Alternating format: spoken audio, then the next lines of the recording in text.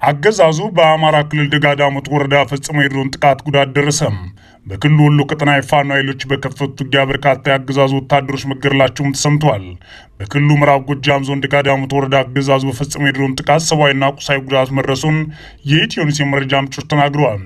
ህዳር 19 2018 ዓ.ም በደጋዳሞት ወረዳ ዳማ ማርቆስ በተባለ አካባቢ የመጀመሪያ ደረጃ ትምህርት ቤት ላይ በተፈጸመ የድሮን ጥቃት ነው 2 ሴቶችን ጨምሮ ወጣቶች መገደላቸው የተሰማው። በድሮን ጥቃቱ የዳማ ማርቆስ የመጀመሪያ ደረጃ ትምህርት ቤት ክፍሎች ወድመዋል ሲሉ የመረጃ ምንጮች አረጋግጠዋል። በቀጠናው ደጋዳሞት፣ ደንበጫ፣ ማቻከል፣ ቋሪት፣ ሰከላና ቢቡኝ ወረዳዎች ዛሬ ህዳር 20 2018 ዓ.ም ጠዋት ጀምሮም የድሮን አሰሳ መቀጠሉ ተጨማሪ ጥቃት ሊፈጸም ይችላል በሚል ስጋት መኖሩን አክለው ተናግረዋል። በሌላ በኩል በደቡብ ወሎ ዞን አምባሰል ቀጠና በቀጠለው የአገዛዝ ጦርና የፋኖ ኃይሎች ውጊያ ከፍተኛ ጉዳት መድረሱን የፋኖ ኃይሎች የመረጃ ምንጮች ለኢትዮኒውስ ተናግረዋል። ከሀብሮ ወረዳ መርሳ ከተማ ወደ አምባሰል ወረዳ ጎርባ አካባቢ የተንቀሳቀሰው የአገዛዝ ጦር በፋኖ ኃይሎች ውጊያ ተከፍቶበት ከባድ ጉዳት ማስተናገዱን ተከትሎ ከአካባቢው ጥሎ መውጣቱም ተሰምቷል። በተመሳይ በአምባሰል ወረዳ ምዕራባዊ ክፍል እንዲሁም ከደላንታ ወረዳ ውጊያ የተከፈተበት የአገዛዝ ጦር ወደ ደሴ ሲመለስ ተለያየን አካባቢ ተሬ የተባለ ስፍራ በፋኖ ኃይሎች የደፈጣ ውጊያ ተከፍቶበት በርካታ ወታደሮች መገደላቸውን የአማራ ፋኖ ብሔራዊ ኃይል ምስራቅ አማራ ቀጠና ምኒልክ ዕዝ አስታውቋል። ይህ በእንዲህ እንዳለ የአገዛዝ ጦር በሰሜን ወሎ ዞን መቄት ወረዳ ለመንገድ ጠረጋ የልማት ስራ በወጣ ህዝብ ላይ ከባድ መሳሪያ ተኩሶ መክፈት ጉዳት ማድረሱን አፋባ ምኒልክ ዕዝ አስታውቋል። በአትክልትና ፍራፍሬ አምራችነት የሚታወቀው የአካባቢው ማህበረሰብ ምርቱን ወደ ከተማ ለማስገባትና በተሻለ ዋጋ ለመሸጥ በማሰብ በጉልበቱ መንገድ እየሰራ ባለበት በአገዛዝ ጦር የከባድ መሳሪያ ጥቃት ተፈጽሞበት 6 ሰዎች ተጎድተዋል ነው ያለው አፋባ ምኒልክ ዕዝ።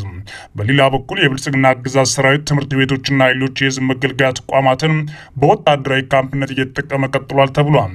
በአማራ ክልል ሸዋ ቀጠና ባሉ የወረዳ ከተሞች የአገዛዙ ሰራዊት ካምፕ አድርጎ የሚጠቀምባቸው የሲቪክና ሃይማኖታዊ ስፍራዎችን በመለየት ይፋ ያደረገው የአማራ ፋኖ ህዝባዊ ድርጅት ሸዋ ጠቅላይ ግዛት ዕዝ ነው። ተቋሙ በዛሬው ዕለት ህዳር 22 2018 ዓ.ም ባሰራጨው መረጃ የአገዛዙ ጦር አየር ወለድ ኮማንዶ ክፍለ ጦሮች በሸዋ ቀጠና ትምህርት ቤቶችን፣ የሃይማኖት ተቋማትና የግብረሰናይ ማህበራት ቢሮዎችን ካምፕ አድርጎ ይገኛል ሲል አጋልጧል። የአማራ ፋኖ ሸዋ ጠቅላይ ግዛት ዕዝ በሚያስተዳድራቸው በሁሉም የሸዋ ቀጠናዎች የህዝብ መገልገያ ተቋማት ከሰራዊታችን ነጻ ሆነው መደበኛ ስራቸውን እያከናወኑ በሚገኙበት ሁኔታ የብልጽግና አገዛዝ በሚገኝባቸው ከተሞች ግን የህዝብ መገልገያ ተቋማት ወታደራዊ ካምፕ ተደርገው ከመደበኛ አገልግሎታቸው ውጭ ሆነዋል ብሏል። በዚህም የአማራ ፋኖ ሸዋ ጠቅላይ ግዛት ዕዝ የአገዛዝ ጦር አየር ወለድ ክፍለ ጦሮች በሸዋ ቀጠና ብቻ ከ70 በላይ ትምህርት ቤቶችና ሌሎች የህዝብ ተቋማትን አገዛዝ በወታደራዊ ካምፕነት እየተጠቀምባቸው እንደሚገኝ በስም በመጥቀስ ዘርዝሮ አቅርቧል። ጠቅላይ ግዛቱ በቀጠናው ጅውር፣ እነዋሬ፣ ለሚ፣ ኤፍራታና ግድም፣ ወገሬ፣ ዘመሮ፣ መሃል ሜዳ፣ ሰላ ድንጋይ፣ ጣርማበር፣ ሬማ፣ ሚዳ፣ ሸዋሮቢት፣ አንኮበር፣ አንጾኪያ፣ ሀገር ማርያምና ሌሎች አካባቢዎች የሚገኙ ትምህርት ቤቶችን ጠቅሶም በአገዛዙ ወታደራዊ ካምፕነት እየዋሉ እንደሚገኙ አጋልጧል።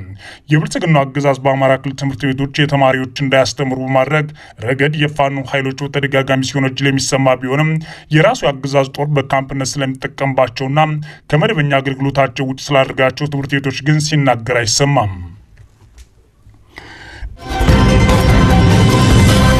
ኤርትራ የኢትዮጵያ ገዢ ብልጽግና ፓርቲ ቀይ ባህር ዳርቻ ላይ የባህር ኃይል ጣቢያ የማቋቋም ፍላጎቱ የደህንነት አመንኪዮም ሆነ የደህንነት ትሩፋት የለውም አለች።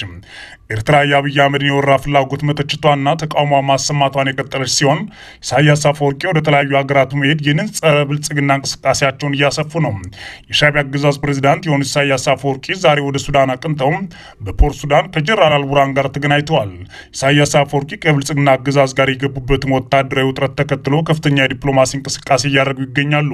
ኢሳያስ በግብጽ ካይሮ ለቀናት የወሰደ ውይይትና ጉብኝት አድርገው የተመለሱ ሲሆን አሁን ላይ ደግሞ የተለያዩ ሀገራት ወዳጆቻቸውን ወደ አስመራ መጥራታቸውን አቁሞ እሳቸውን ከአስመራ ወጥተዋል። ዛሬም ኢሳያስ በጦርነት እየረዷቸው ነው ከተባሉትና እሳቸውም ከሚታሙባቸው ጀነራል አልቡርሃን ጋር ለመገናኘት ሱዳን ገብተዋል። በሱዳን የቀጠለው ደም አፋሳሽ ጦርነት ለማስቆም በአሜሪካና ሌሎች ሀገራት የሚደረገው እንቅስቃሴና የተኩስ አቁም እቅድ በቀረበበት ጊዜ ነው ኢሳያስ አፈወርቂ ወደ አልቡርሃን የሄዱትም። አልቡርሃን የሰሜኑን የሱዳን ክፍል በመቀጠል ካርቱምን ጨምሮ የተቆጣጠረውን ኃይላቸውን እያጠናከሩ፣ በአንጻሩ ደግሞ የአሜሪካና አጋሮቿን የተኩስ አቁም ጥሪ በቅድመ ሁኔታ ውድቅ ካደረጉ በኋላ አጋራቸው ኢሳያስ አፈወርቂም በፖርት ሱዳን ተቀብለዋል። ኢሳያስ በቀጠናው በተለይም በቀይ ባህር ጉዳይ ላይ ከፍተኛ ወታደራዊ ውጥረትና ጦርነት እየተስፋፋ መጣበት ሁኔታ ላይ ለመምከር ነው ወደ ሱዳን የሄዱት የሚሉት የአስመራ የመረጃ ምንጮች በተለይም አልቡራንና ኢሳያስ ጸረ አብይ አህመድ እንቅስቃሴያቸውን ለማጠናከር ያስችላቸዋል ተብሏል። ኤርትራ የብልጽግና አገዛዝ የጋረጠባትን የወረራ አደጋ ለመቀልበስ ከዲፕሎማሲ እንቅስቃሴ ጎን ለጎን በእያንዳንዱ የብልጽግና እንቅስቃሴ ላይ ምላሽ እየሰጠች ቀጥላለች። የማስታወቂያ ሚኒስትሩ የማነ ገብረ መስቀል በቀይ ባህር የጦር መንደር ግንባታ የብልጽግና ፍላጎት በቂ ምክንያት የለውም ይላሉ። የጉዳዩ ዋና ውዝግብ የባህር በር አይደለም ያሉት የማነ ኢትዮጵያ ለንግድ አገልግሎት አዋጭ የሆኑ ስምምነቶች ላይ ለመድረስ በርካታ አማራጮች አሏትም ይላሉ። የማነ ጨምሮም የራስ የባህር በር ማግኘት የሚለው አጀንዳ ግን አደገኛና የኢትዮጵያ ጎረቤቶችን ሉዓላዊነትና የግዛት አንድነት የሚጥስ መሆኑን ገልጸዋል። የማንን ሌላኛው የብልጽግና ፓርቲ አስገራሚ የራስን የባህር በር ጥያቄ ቀይ ባህር ዳርቻ ላይ የባህር ጣቢያ ለማቋቋም ፍላጎት ያለው መሆኑን በተደጋጋሚ መግለጹ ነው ማለት ተችተዋል። የንግድ ልውውጡ በቀይ ባህር በኩል የሚያደርግ ማንኛውም ሀገር ቀይ ባህር ዳርቻ ላይ የባህር ኃይል ጣቢያ መቋቋም ህጋዊ መብት ይኖረዋል ማለት እንዳልሆነ የማነ በጽሁፋቸው ላይ ጠቅሰዋል። ብልጽግና ፓርቲ የውጭ ወታደራዊ አዛዦች በአዲስ አበባ አንዳንድ ጊዜም የሚያደርጓቸው ተራ ጉብኝቶች አጣሙ የማቅረብ አሰልች አካሄድ ጀምረዋል ማለት የማነ አያይዞ የተቹ ሲሆን ፓርቲው የአሜሪካ የአፍሪካ ቀንድ ወታደራዊ እዝ እንዲሁም የጣሊያን ባህር ኃይልና የፈረንሳይ ጦር ኃይል አዛዦች በኢትዮጵያ ያደርጓቸውን ጉብኝቶች የባህር በር ማግኘት ፍላጎቱን የሚደግፉ አስመስሎ አቅርቧቸዋል ብለዋል። የብልጽግና ጠቅላይ ሚኒስትርና ኢታማጆር ሹም ብርሃኑ ጁላ እንዲሁም ሌሎቹም በቅርብ ጊዜያት የውጭ ሀገር የጦር አመራሮችና የሀገራት ተወካዮችን ተቀብለው ያነጋገሩ ሲሆን ቀይ ባህርን በተመለከተ አድርጓቸው ያሏቸውን ንግግሮች በሚዲያዎቻቸው አሰምተዋል። ታዲያ እነዚህ የውጭ ሀገራት ወታደራዊ አዛዦችና አታሾች በጉዳዩ ላይ በቀጥታ ሲናገሩ ባይደመጥም የብልጽግና ሚዲያዎች ግን ኢትዮጵያ በቀይ ባህር በኩል ብትወጣ ደስተኛ ነን አሉ የሚለውን መረጃ ማቅረባቸውን ተከትሎ ነው የማነ ገብረ መስቀል ይህ ተራ ጉብኝትን አጣሙ የማቅረብ አሰልች አካሄድን ይከተላሉ ማለት ትችታቸውን ያሰሙትም። በትግራይ የጀነራል ታደሰ ወረደ አመራር ውድቀት ገጥሞታል ተባለ። የጀነራሉ መንግስት ውድቀት ስለገጠመው አዲስ መንግስት መቋቋም አለበት ሲል የትግራይ ዓለም አቀፍ ምሁራን ስብስብ ጥሪ አቅርቧል። ሌተናል ጀነራል ታደሰ ወረደ የሚመሩት የትግራይ ጊዜያዊ አስተዳደር ከፍተኛ ውድቀት አጋጥሞታል ሲል የትግራይ ዓለም አቀፍ የምሁራን ባለሙያዎች ስብስብ አዲስ ባቀረበው የግምገማ ሪፖርት ወቀሳውን አቅርቧል። የተለያዩ ሚዲያዎች በተመለከቱት ሪፖርት ላይ በአቶ ጌታቸው ረዳ አመራር ወቅት ምክክር ተደርጎባቸው የትግራይ ከቀውስ ለማውጣት የክልሉን ዘላቂ ጥቅሞች ለማስከበር የተለዩ 10 ጉዳዮች ላይ አሁንም በሌተናል ጀነራል ታደሰ ወረደ አመራር ፍጹም ተዘንግተው ክልሉ ለበለጠ አደጋና የጦርነት ስጋት ዳርገውታል ብሎ ያምናል ብሏል። ሪፖርቱ የትግራይ ዓለም አቀፍ የምሁራንና ባለሙያዎች ስብስብ ይፋ ባደረገው የክልሉ ጊዜያዊ አስተዳደር ሁሉን አቀፍ የስራ አፈጻጸም የተመለከተ ባለ 10 ገጽ የ8 ወራት ሪፖርት ሌተናል ጀነራል ታደሰ ወረደ የሚመሩት ጊዜያዊ አስተዳደር ከፍተኛ ውድቀት አጋጥሞታል ብሏል።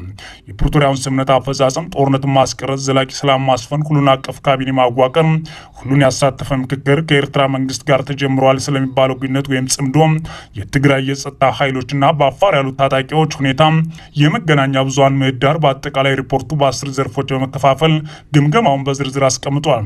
በአቶ ጌታቸው ረዳ ፕሬዝዳንትነት ጊዜ በ10 ዘርፍ ላይ በከፋፈላቸው ጉዳዮች ላይ ክፍተቶች ቢኖሩም የተሻለ አስተዳደር ሁኔታ እንደነበር ጠቅሶ ሌተናል ጀነራል ታደሰ ወረደ ኃላፊነቱ ከተረከቡ በኋላ ግን መሻሻል አሳይቶ የነበሩ የክልሉ የምክክር ካውንስል እንዲሁም የመገናኛ ብዙሃን ምህዳር ጨምሮ በርካታ ጉዳዮች ችግር ላይ መውደቃቸውን አንስቷል።